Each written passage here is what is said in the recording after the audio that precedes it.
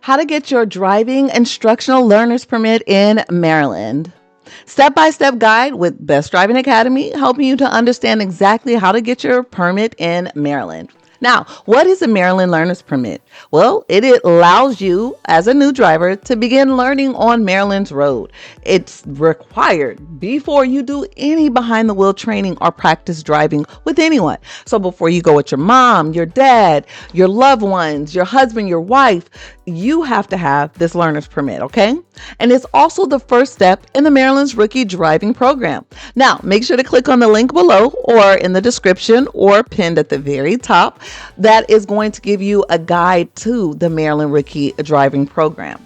Now, who can get a learner's permit? Well, you have to be at least 15 and 9 months. You must be a Maryland resident with acceptable identity and residency documents. And then all new drivers who have never held a license in the U.S. or another country. Step 1, you want to make sure you check your age and school requirements. Like I just said, you have to be at least 15 years and 9 months. Now, you are allowed to start driving school at the age of 15, so make sure you check out our playlist that talks all about the driving school process on obtaining your full license. Now, you have to make sure if you are under the age of 16, you have to bring in a completed verification of identity school attendance form. This is the DL300.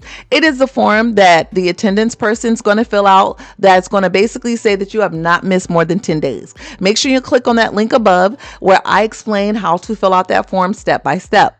Or the DL300A, which is filled out by your parents. And this needs to come with you in a sealed envelope. Parent or guardians or Department of Social Service designee must come with you if you are under the age of 18. So they have to attend that MVA appointment because you're still considered a minor if you're under the age of 18, and they have to be a co-signer for your application. Now, step 2, go ahead and start gathering all your required documents. You need proof of your identity and age, such as your birth certificate, U.S. passport. You're going to need proof of your social security number or proof that you're ineligible for a social security number. You are going to need 2 documents providing Maryland residency. For example, your bank statement, your cell phone bill, your water bill, your electricity bill, things of that sort. If you are using that DL300A, bring proof of the parental relationship, such as a tax return, a health insurance card. You need to be able to show that my parent is my parent who is filling out this form. Make sure you use the MVA online document guide to confirm exactly what you are needing to bring. Step 3, go ahead, study for that knowledge test. Yes, that's right. You are going to have to take the permit knowledge test. Be sure to read over your Maryland driver's manual carefully. Study it. If you go to bestdriving.com and go to our rules and resources, we have the manual that you can download right there.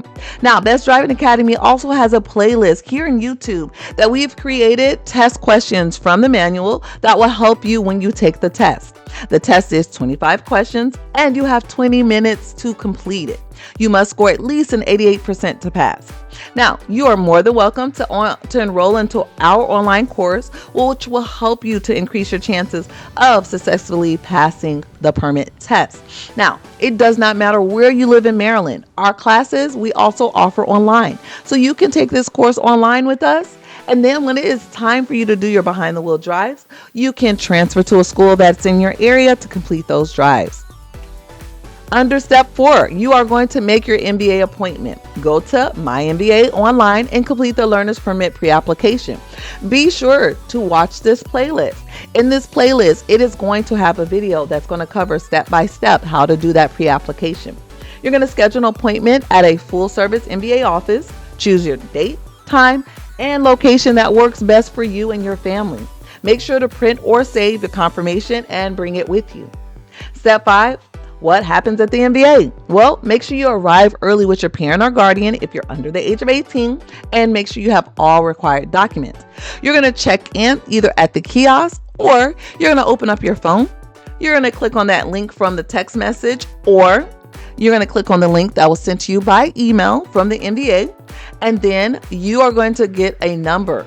And you're going to look for that number on the monitors, and it's going to tell you what window or where to go for that test.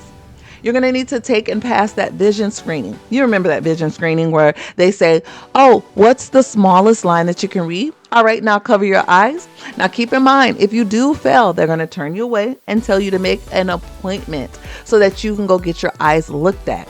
Once you get your eyes looked at and you get a prescription for glasses or contacts, you're going to make another MVA appointment, go back with your glasses or contacts on. And when you receive your permit is going to say that you must always drive with glasses or contacts.